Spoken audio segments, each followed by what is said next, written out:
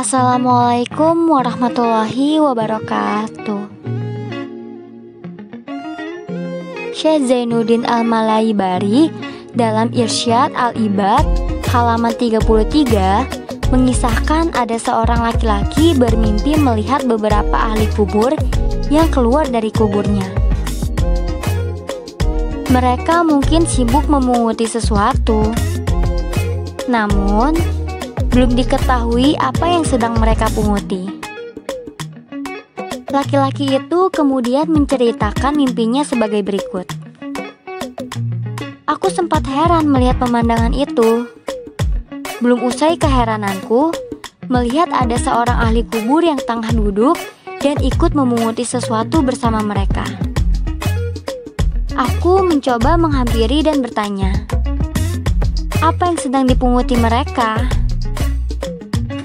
Ahli kubur yang duduk tadi menjawab, kebaikan yang berasal dari bacaan Al-Quran, sedekah, dan doa yang dihadiahkan kaum muslimin untuk mereka. Aku kembali bertanya, lantas, mengapa engkau tak ikut memungutinya? Dia pun menjawab, aku sudah cukup. Dan aku pun bertanya lagi, karena apa engkau tidak memerlukannya?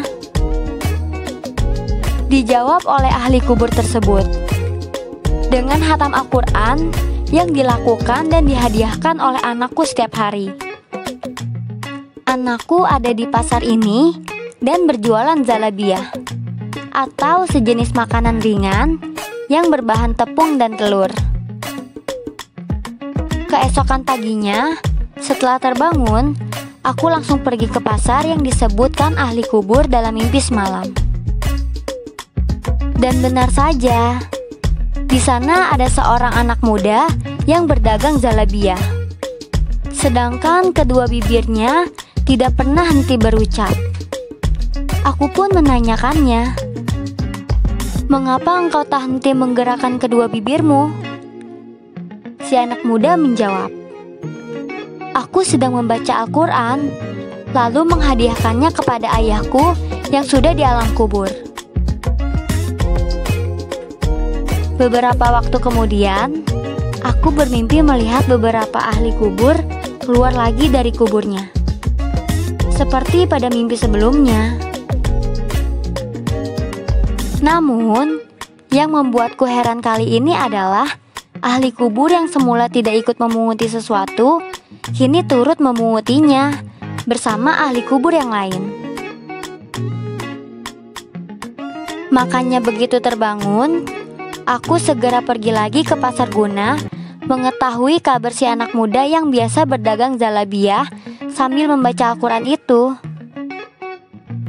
Dan ternyata sekarang ia sudah meninggal. Dari sepenggal kisah tersebut, dapat ditarik beberapa pelajaran. Yang pertama, kebaikan yang dihadiahkan kaum muslimin kepada ahli kubur, baik berupa bacaan Al-Quran, doa, ataupun sedekah, terbukti sampai kepada mereka. Demikian pula kebaikan yang dihadiahkan seorang anak kepada orang tuanya yang sudah meninggal. Contohnya bacaan Al-Quran si anak muda dalam kisah tersebut. Hadiah kebaikan dari seorang anak, kerabat, atau siapa saja kepada orang yang telah meninggal cukup meringankan kesulitan orang yang telah meninggal tersebut. Benar apa yang dikatakan Rasulullah SAW, bahwa di antara kebaikan yang terus mengalir, walaupun seseorang sudah meninggal adalah anak soleh yang selalu mendoakan. Berhenti yang mendoakan, maka berhenti pula aliran kebaikan itu. Sebagaimana berhentinya kebaikan si anak muda yang membaca Al-Quran karena dirinya meninggal. Wallahu a'lam. Semoga informasi ini bermanfaat untuk kita semua. Wabillahi taufiq wal hidayah. Wassalamualaikum warahmatullahi wabarakatuh.